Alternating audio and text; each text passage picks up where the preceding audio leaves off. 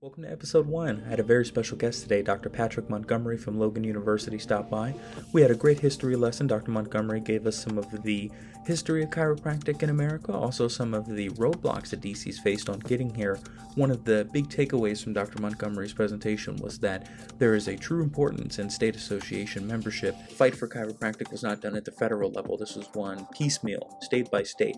So each state had to similarly put together a practice act as well as make sure that the scope was what they wanted it, and oftentimes it wasn't. We also went over chiropractors being jailed, also their families being jailed with them, and some of the stories that came out of that, like DCs that were actually treating patients in jail for the time that they were there. It was a really great conversation. I look forward to speaking with Dr. Montgomery because of his role as a historian in the world of chiropractic, and he also does a lot of great other stuff for the university. We really thank Dr. Montgomery for coming out today, and we look forward for you to hear the show. Thanks.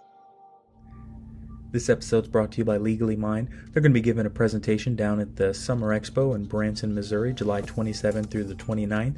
You do not want to miss this presentation. They'll be going over the different wealth management and asset protection tools that you need to be employing in your business. We're also going to get some information about what's changed since their last presentation, so I'm really looking forward to it. If you've been around the MCPA long enough, you know how much support that Legally Mine has for the association, and you also know just how much is at stake whenever you're out here running your business. So come on down to the Summer Expo to see Legally Mine's presentation. We'll see you there. Thank you to Legally Mine. I want to thank you for joining us today. This is Dr. Montgomery. I've been a longtime member of the State Association here in Missouri, and hopefully that you'll get to see with this little presentation what our State Association does, what it's for, what it has done in the past, and what's doing in the future, and why you should be proud to be a member of the State Association. So our executive director and our deputy director have asked me to put this together, so hopefully you'll enjoy this. It's about 33 slides long, and if you have any questions, please contact me or contact our state association. Okay, our profession's come a long way. It's 100 years. From humble origins in the 19th century, chiropractic colleges have become nonprofit, federally recognized institutions of higher learning for the preparation of doctors of chiropractic. Today, chiropractors meet patients' needs around the world. Today's chiropractors are licensed in all American states and is legal and are licensed in many nations around the globe. There's 89 total, quote, in the World Federation of Chiropractic website, and there's 195 independent countries in the world today. The U.S. government's Agency of Healthcare Policy and Research has determined that spinal manipulation, as performed by chiropractors, is a valuable component of the care that should be rendered to patients with low back pain syndromes. This was released in 1994. If you look closely at this, you see here in the lower right-hand corner. If you don't know Dr. Lou Sportelli, he is the chiropractor here, longtime proponent of the professional chiropractic.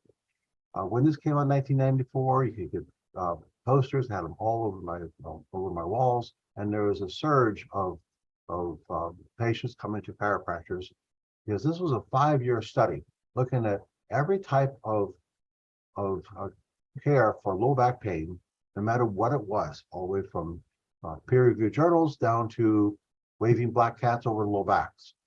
And they found that there are two things that that worked the best. The thing that worked the best was chiropractic and exercise. The two things that worked the worst was surgery and bed rest. This is in early chiropractic. Dr. D.D. Palmer, the founder of chiropractic, started teaching this in 1897. And here he is in an early class, early graduates, in 1905. You see that his son, Dr. B.J. Palmer, sits to his right. Dr. B.J. graduated under his dad in 1902. However, what is happening today is not always the way it was back then. The legitimacy and privileges that the profession enjoys today were not known to early DCs. The pioneers of chiropractic struggled for decades against the Goliath in order to secure the right to care for patients in need. At the time, there were no chiropractic practicing lags. Thousands of chiropractors were arrested and or went to jail. In the 1800s, late 1800s, early 1900s, anyone who wasn't an MD and purported to care or to treat or to make a diagnosis was said to be practicing medicine without a license and was arrested and thrown into jail. Even Dr. D.D. Palmer was arrested for practicing medicine without a license in 2 states, in Iowa and in California. Here is a copy of the Western Union telegram sent by Dr. Palmer back to his son, saying that in Pasadena, California, in 1902, Dr. B.J. Palmer, in Davenport, Iowa, the chiropractor was found not guilty of practicing medicine or surgery. That was D.D. Now, he went back to Iowa in the end of 1903, beginning of 1904, in time to see his son marry his wife, Mabel Palmer. And about at the end of the next year, this is a arrest warrant for D.D. It was issued to him in October 7th, 1905. The charge was practicing medicine without a certificate. If you look closely at the people who signed this is the grand jury. And of course, one of the members of the grand jury who brought up the charge to begin with was Frederick Seinbach, who was a medical doctor. Oh, wow. Yes. So it's like he was on the grand jury there. Yes, he was. Dr. D.D. Palmer was arrested for practicing medicine without a license in 2 states and then spent time in jail in 1906 on that same charge. So D.D. said, no, I'm not practicing medicine, I'm practicing chiropractic. And that was his defense. However, he was not a lawyer and the jury did not agree and promptly convicted him. Given the choice of paying what he considered unjust fine or jail time, Dr. Palmer chose to go to jail in Scott County, Iowa. It was a matter of principle. But remember, D.D. by this time was now 61 years old. Now, I don't know if any of you have ever been in jail. I hope that none of you have. It's not a very nice place from what I'm told. But can't you imagine what it was over 100 years ago? So about after 23 days, he asked his wife to pay the fine and was released. Now, in order to get away from being charged again, he sold his one half of his school to his son and partner, BJ. Look closely here. Here's the bill of sale. A committee got together and they evaluated the value of Palmer School. And as it says here, received of Bart J. Palmer $2,186.79. I guess 79 cents made a lot of difference back then. It really did. And so he left there and he went first off to Oklahoma and eventually moved to Oregon. Now, there are 2 organizations that were formed to protect the chiropractor in the future of the profession. 2 of his early students, one by the name of Solon Langworthy, was tired of chiropractors being arrested for practicing medicine without a license or practicing anything without a license. So he wanted to see if he could stop that by getting the Chiropractic Practice Act. So he founded the very first chiropractic association called the American Chiropractic Association. This is not the same ACA that we know today. Fact is, there's been 5 ACAs of that name. The current one is actually a descendant of this next one that BJ started. In 1906, 1 year later, BJ founded the Universal Chiropractors Association. And his goal was to defend the rest of the chiropractors in court. So it's a 2-pronged approach. You had some of the chiropractors say we need licensing in our state. The second one said, well, in the meantime, all these guys and women were being thrown in jail for practicing medicine without a license. And they needed a defense. So Langworthy's ACA was actually successful in getting the ACA back bill to be passed in the Minnesota State Legislature. However, the governor, upon the urging of other healing arts that weren't real friendly to us, vetoed it. Now, the UCA, like I mentioned before, was there to defend chiropractors. And the very first case they took was a case of Dr. Segurato Maracubo in La Crosse, Wisconsin. Maracubo was an early Palmer graduate. He's featured in the very first book by both BJ and D.D. called The Philosophy of Chiropractic in 1906. Now, Murakubu was arrested in charge for actually three things: practicing medicine, practicing surgery, and practicing osteopathy without a license. Now, the UCA hired the attorney Tom Morris. He also was a Canadian-born gentleman. He was also went on to become the lieutenant governor of Wisconsin, and he successfully defended Murakubu by using the very first textbook called Modernized Chiropractic. Now, Modernized Chiropractic was a book written by three chiropractors. One was Sobel Langworthy, and by this time there were several people who had dual degrees, somebody's even 3 degrees. They're already a medical doctor, they're already a DO, they're already a dentist, and so forth. And they want to learn this new thing that Dr. D.D. Palmer came up with, which was chiropractic. So one of the very first students who got all 3 degrees was Andrew P. Davis, who you see right here on the right-hand side. He was a DC, a DO, and MD. And he was called to be an expert witness along with other dual degree practitioners, DC and DO, to testify chiropractic had a separate and distinct philosophy and practice than other healing arts. Now, Tom Morris had convinced the district attorney to drop the charge of practicing medicine and surgery because Surgerato did not use any medicines and he did not use a scalpel. So the only thing that was left was to defend chiropractic against practicing osteopathy. Well, what did they do? They testified that chiropractic has separate and distinct philosophy and practice. And guess what? The jury agreed. And acquitted Murakubu in just 23 minutes of deliberation. That was the very first time that a chiropractor was successfully defended against practicing another healing art. Once again, there was no practice acts. Now, the march to get chiropractic licensing acts had to be passed in each state. So the drive was on, as well as the need to continue to defend chiropractors was also necessary.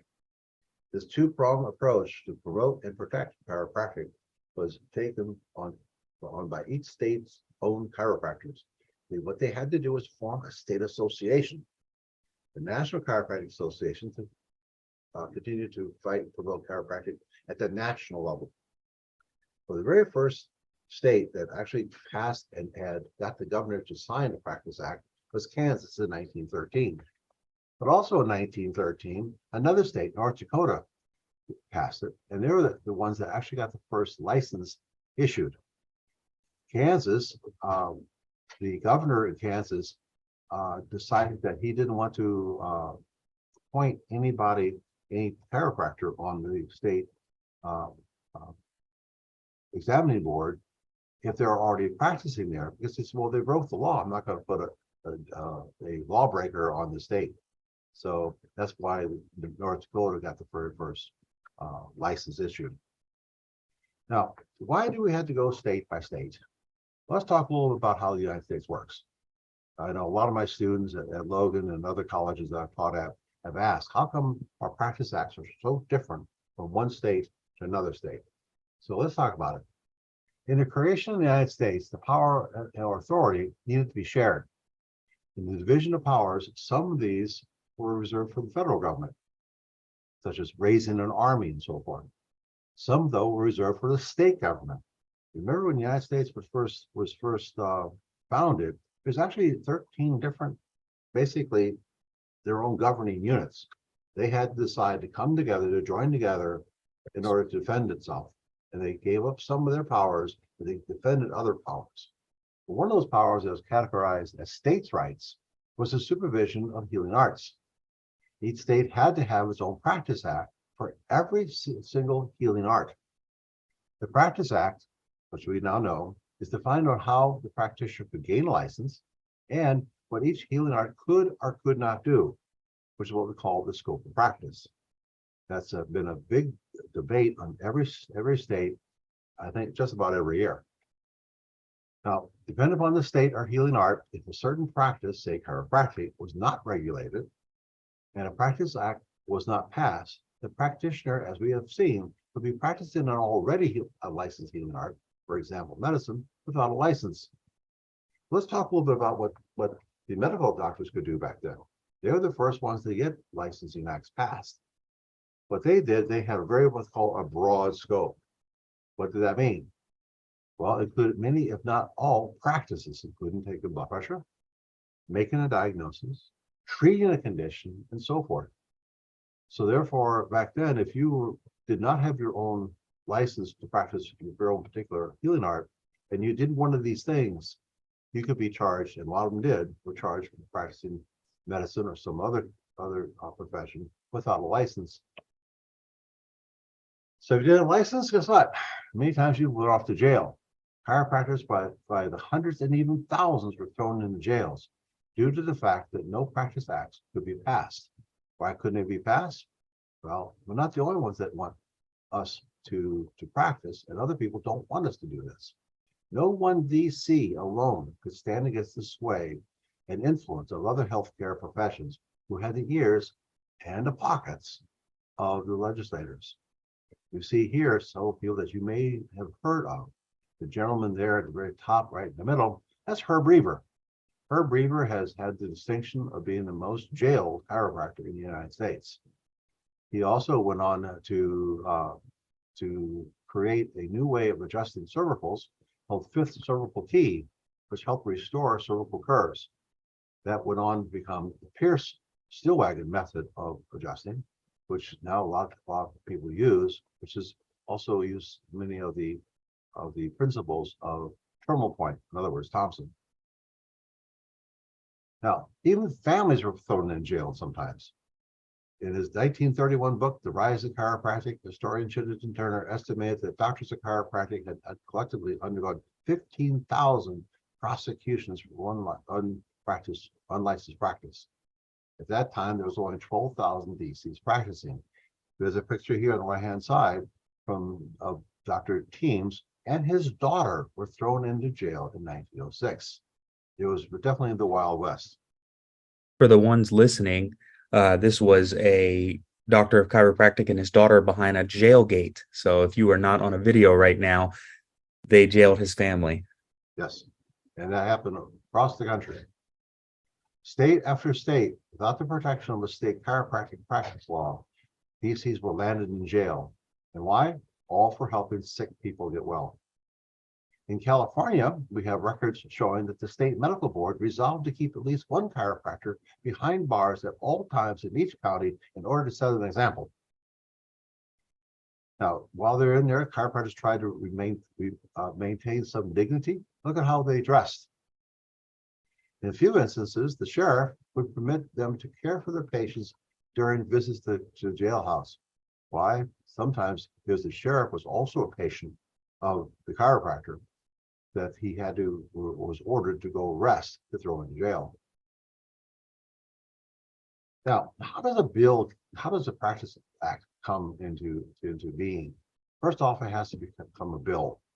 In order for the Practice Act to be passed, the bill needs to be sponsored by a member of the state legislature. It could be a senator or it could be a representative. Then the fight was on. Other already licensed healing arts fought against the passage of the new healing art. Sometimes it was quite selfish. Sometimes they would say it was for the safety of the public, but many times that was just a ruse. Objections would be heard at legislative committee meetings. And if the bills didn't get enough votes to pass the committee, it was dead for that legislative session and it had to start all over again the next session. So it sounds like what we're trying to do now. Yeah. The Medicare Modernization Act. Now, lobbying of legislators had to be done days, weeks, months, or even years prior to a bill being introduced and voted on. What we have to do is we have to go lobby. We have to knock on the legislators' doors. We have to sit down with the legislator, tell them what the bill was, why it was so good, how it would benefit the citizens of the state, and so forth, and ask them to become what's called a co-sponsor. One of the interesting things about being a co-sponsor is that when the bill first comes up for a vote in the entire chamber, if you're co-sponsor, that first vote, you must vote for it. So that's why it's so important that we go lobby legislators get their support long before the bill is brought up for a vote on the House or Senate floor. Now, if the bill is passed in one chamber, say the House, it then had to go over to the Senate and start all over again, back to the committee, go through the whole thing again. Now, if it goes past both chambers, it goes on to the governor, who still had to say, "Oh, that's a great idea," or "and now," and he could veto it. But guess what? The bill is now dead and has to start all over again. Now, who leads these lobbying efforts? Well, in most states, in order to get a new practice law passed, or any practice law passed, it takes even longer than the first time. It may take a lot more visits, letters, nowadays, emails to each legislator. Fact is, we found through our PAC in Missouri that the legislator would prefer to get the email first rather than a letter, because it comes straight to them and they can add them up. This also means a lot more money invested by each practitioner in order to fund the effort. You know, as they say, there's no such thing as a free lunch. In more modern times, in order to focus this and make sure that that we follow all laws having to do with lobbying, it requires a political action committee, we call a PAC, in order to organize it. Now, at the same time, the other healing arts are doing the same thing. They're trying to stay with the times. That's just what we are. And because of that, many times there's an overlap of practice rights. That's where quite a few different professions will say, "I don't want you to pass this. I do want you to pass this. Please vote for me. Don't vote for them," so forth. It's, as they like to say, seeing legislation pass like watching sausage made. Sometimes you don't know the individual in particular parts that go into it. Now, because this has to be done state by state, it takes time. Now, as I mentioned before, Kansas was the first state, followed closely by North Dakota in 1913. But look how slow this was. In 2 years later, we got 3 more. 1 year later, just Nebraska. Now between 1914 and 1918, especially 1917, 1918, a major thing happened across the country. We went to war.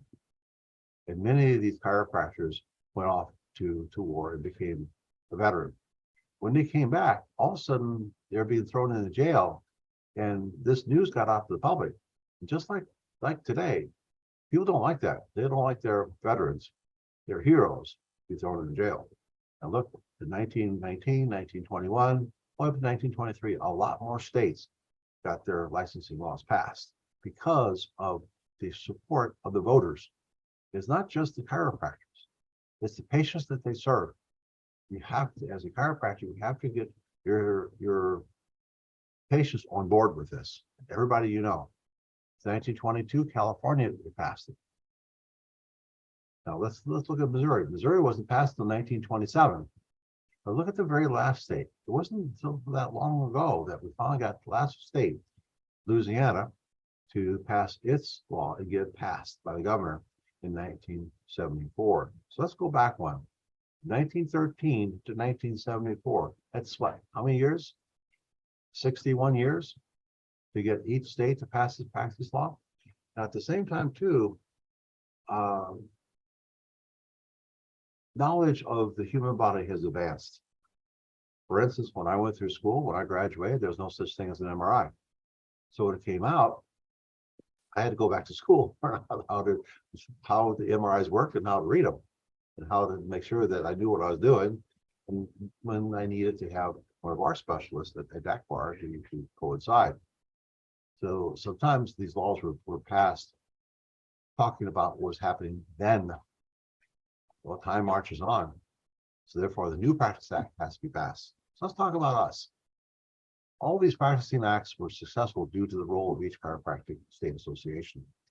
DCs in each state realized that they banded together to form an association, each to first seek a practicing act and then to promote and protect the profession. No one DC can do it on their own. No person is an island. There's strength in numbers. It takes time, it takes dedication, it goes going above and beyond, and putting your money where your mouths are. It takes total dedication. Now, the Missouri State Chiropractic Association, the MSCA, was founded in 1913 by a group of Missouri chiropractors. Its primary goal was to get a Practice Act. Remember what we said? It took 14 years to get the first one passed. The president of the first MSCA was Dr. William Humfield. In order to get that state association up and going, he went out and visited every single DC in the state, went to their office and asked them, urged them to become a member. Each DC was also charged to promote the MSCA's cause to their patients. I remember as a child living with, my father had a home office combination, and when new things would come up, say as the Insurance Equality Act, he would put a sign-in sheet in his reception room and asked every single of his patients to sign it and told them what was going on, so that the list could be sent to the legislator saying, see, your constituents who vote for you want, and you're supposed to represent them. This is what they want. This is what we have to do almost every single time. So they urge them to write to the state legislator, the governor, ask them for their support to get the bill passed and signed. And time, the bills were defeated, mostly due to the efforts of both the state and national medical associations. Not so much because they didn't like us, some didn't, but they also did not know anything about us. And we were thinking that we were going to encroach upon their turf. Now, in 1927, after many hours, days, weeks, months, even years, the MSCA was finally successful to get the first Practice Act passed and signed by the governor. There was Governor David R. Francis. And who actually got it introduced and got passed the state legislator? Well, none other than an attorney who's also a medical doctor, who was the Missouri House of Representatives and former AMA trustee, Jones Parker. He agreed to chiropractic licensing bill as requested of a chiropractic patient, who was also a friend, who was a funeral director, for whom he owned a favor. Missouri's law was passed, and Dr. Parker became a popular lecturer in the chiropractic state conventions. In our archives in the MSCA, now the MCPA's archives, we have numerous pictures of Dr. Parker speaking to our conventions. Now that the Missouri chiropractors have their own Practice Act, chiropractors can see their patients like fear of a knock on the door, which could be a policeman coming to arrest them. Now, this is Dr. Kitty Scallon in New York. Their Practice Act didn't get passed until 1963. She was arrested and thrown in the New York's notorious women's policy detention. She wrote this in 1949. Being here is sometimes being like a bad dream. And you think of it of being only for being, let's start that again. When you think of it being for nothing but doing good. I felt downhearted when the news that Mabel Palmer died. She died in 1949. But I would always perk up when I thought of chiropractic and many people that had helped. Could I throw my shoulders back and be ready and willing to make any sacrifice to help free our beloved science? My question to all of DCs listening to this is, how about you? Would you do this? The MSCA president in 1927 was Dr. John Stevens, and the VP was none other than Dr. C.S. Cleveland Sr., the president and co-founder of the Cleveland Chiropractic College, Kansas City. A large celebration of the event was held in St. Louis at the annual MSCA convention. We have a nice big picture of everyone who came. Both Dr. Cleveland and Dr. Henry Herring, who was the president of Missouri Chiropractic College, which was in St. Louis, were both there. Since that time, the MSCA, now the MCPA, has championed chiropractic cause with strengthened numbers as members involved in protecting and promoting chiropractic and the chiropractic lifestyle. The MCPA has taken a stand for principle, right of each citizen to choose his or her preferred method of healing. Each DC in Missouri needs to be a member of the MCPA now. Now, this is the legal accomplishments in just the last 25 years. Just recently, we got the Medicaid bill to be passed in order for people that who are Medicaid eligible to come to chiropractors. Before then, they couldn't do it. When we were fighting this, this was a culmination of about 7 to 8 years worth of testimony in front of the different House committees. One time when I was president of the MCA, I went there with Dr. Carl Cleveland III, president of Cleveland College at the time, to testify in front of them. And one of the things we found is that 40% of the population of the state of Missouri are Medicaid eligible. At that time, Medicaid did not pay for chiropractic services. So therefore, there's only one thing they could do: take medications, take opioids for their pain and disability. And when they continued to work, because they had to, blue collar people have to work. It's like everybody else, they have to work. Well, they're working with injuries, and finally they had to have surgery, which may have put them completely on disability list. So we talked to the state legislators about this and showed them the statistics. And we had Dr. Cheryl Hawk, who was a well-known chiropractic researcher, showed research studies that showed that only two methods of healing arts can help people with low back pain.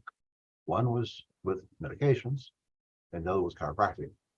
Of those two, only one restores function, and that function was chiropractic. So therefore, right now, there's a big push against the opioid epidemic. We are the alternative to that. We can help people get well without drugs or surgery. In 2010, we got the prompt pay eliminated with all the black hole suspended claims. People would wait months, if not years, for their bills to be paid. In 2009, there's called the 50% rule, that the copay could not be above 50% of the charge of that day. You go down here now, in 2007, new Expanded Practice Act. That's what we do now. One of the cool things about this Practice Act, it's been changed multiple times over the years since 1927, trying to keep up with the times. So in 2007, after 10 years of battling against people who didn't want us to do this, we now have a bill that's considered one of the best in the country, which means that you can practice any procedure that's currently taught in an accredited chiropractic college that stays up with the times. That's because of the MCA. And if you go down here further, we see all these other accomplishments. We had to take it to the legislature, get these laws passed, because when we tried to talk to people, the regulators that said, well, we don't think we need to do this. Well, now we had to go to the state legislature, said, this is why our patients need it. And they turned around and said to the regulators, you must do this. That's the strength of the MCPA. Now, just a few years ago, the board of directors of the Missouri State Chiropractic Association voted to change the name of our 100-plus-year-old organization, the Missouri Chiropractic Physicians Association. This is still the same great association that's been the voice of Missouri chiropractors since 1913. As we mentioned before, the new act took 10 years of lobbying to get done. Lots of visits to the state capital of Jefferson City. We call it the legislative day.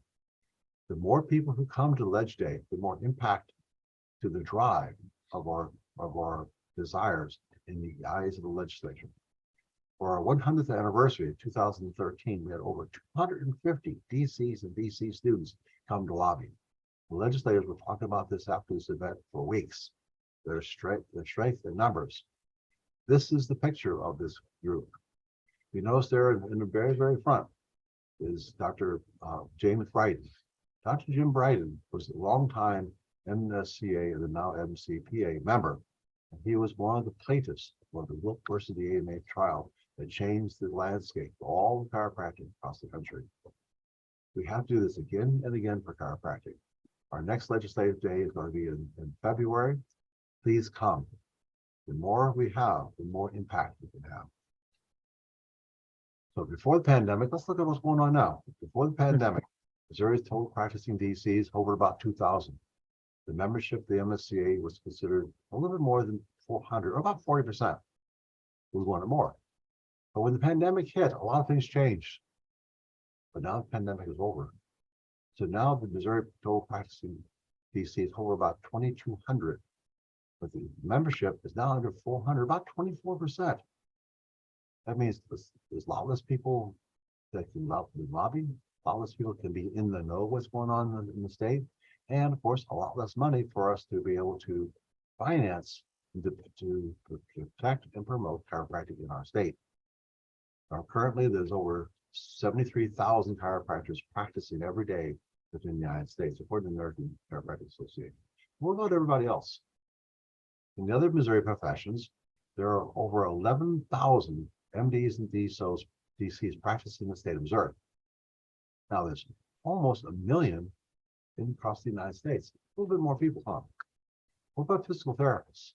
Right now, there's 578,000 plus physical therapists in the US. There's over 2,000 that practice in Missouri alone. Last time I checked, there was 204, I believe, thousand that are practicing in Missouri. And this is where the sources of that information come from. So what are we going to do about it? Well, this is a call for action. This is the reason why we're producing this webinar. It's the reason why I put this together. In order to promote and protect the practice of chiropractic in each state, especially Missouri, every DC in this state must join or rejoin the MCPA. Remember, right now it's only 24% of the DCs in Missouri. The MCPA president before me had a goal of getting 1,000 people. I'm so glad, and so glad he doesn't see what the numbers are now. Freedom of choice in healthcare is not a given. It must be won. It must be protected. This must come from all the chiropractors in Missouri and all the chiropractors in the West. Your patients deserve the ability to choose chiropractic. It is up to you. Now, I'd like to recall what President Teddy Roosevelt said about this. He said, every man, and now women, remember this is 100 years ago, every man owes a part of his time and money to the business or industry in which he is engaged. No man or woman has the moral right to withhold their support for an organization that's striving to improve conditions within his sphere. So join now. Our convention is coming at the end of this month down in Branson. Our districts meet every month. So come to the district meetings. Come to the state convention. For those who are in the NCA, which is slang for No Chiropractic Association, don't just sit idly by and do nothing. Stop your complaining. Get it done. Join now. Your patients need you. Chiropractic needs you. As the late, great Dr. Jimmy Parker, founder of the Parker University, said to every person who wanted to make it in practice, if it is to be, it's up to me. If it's to be in our state association, to continue to fight for chiropractic, it's up to you. Well, doctor, the future of chiropractic in Missouri is up to you. Join the MCPA, be a part of the future. That's my message, Michael. It's amazing, Dr. Montgomery. What I really like that you pointed out is that there are a lot of strong proponents of chiropractic in history that made very bold individual moves as part of a larger movement. So people risked their individual safety, health, business. And at the time, I don't know if they really even knew if they had a clear outcome that could be promised. Most of the time, it was just staying out of the slammer, it sounds like. So the big difference is here now that we have some of these practice acts and we have some of the benefits that those that came before us were able to etch out through the association, through the legislative actions and things like that. It's not over. I would say that we are still in the same landscape that we were in California in 2000, or what was that, 1925, before they passed their act. I'd say right now the challenge is changing. So let's say you were just focused on my practice, my one office. You're running a business in a county. You're trying to make sure that everything is right with your patients.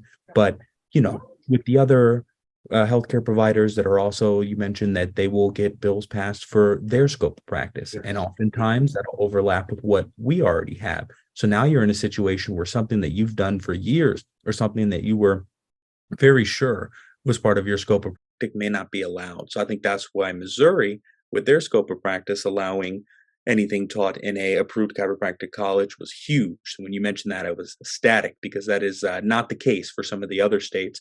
Can you talk about the experience? So what was it like your first time you came to a MSCA, MCPA meeting? What was your first, you're licensed, you show up to a voluntary meeting. Could you just explain what the first one was like, the earliest one you remember? Oh, the earliest one I remember was right after I graduated. I graduated quite young. I finished my schooling kind of early. And when I was about 24 years old, I went to the first local district meeting, and there was just very few people there. And they were talking about what we were trying to do. And to give you an idea what the Practice Act was like back then, our Practice Act was so limited that it allowed us to give advice on nutrition. I said, okay, that's wonderful. However, the advice was limited by the Attorney General because it was so vague of the light of the law. It said I could say to my patient, I want you to drink more water. But guess what? The patient said, how much should I drink? I said, I can't tell you. That's how ridiculous it was back then. In order to get things changed, if you're thinking, well, how come I can't do this? How come I want to do this, I want to do that? Why can't I do sports physicals in high schools? How come I can't um, do Boy Scout physicals? Why can't I do Girl Scout physicals? I'm trained to do it. Well, these bigger organizations are based in another state. And right now, those states, the practice law doesn't. Every state has to step up to the plate and keep their practice laws uh, improved, modernized. Right now, the country is being asked to provide for a burgeoning new population of the elderly. More and more people are going to become Medicare eligible. For those that know anything about Medicare for chiropractic, it only pays for the adjustment. It does not pay for the consultation. It does not pay for the examination. It does not pay for any of your tests. It does not pay for any kind of thing but the adjustment. Now, most of the older people I know are living on a fixed income, which means when they retired, that was it.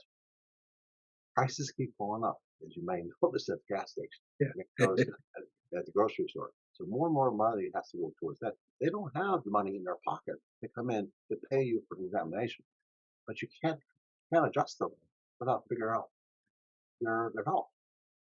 So when we got this passed, it's now a Medicare Act for chiropractic is over 50 years old. There's a lot of change. I don't know if anybody has a car 50 years old. I don't know of anyone that feels the same as they were 50 years old. In fact, a lot of people in our profession weren't even born 50 years old.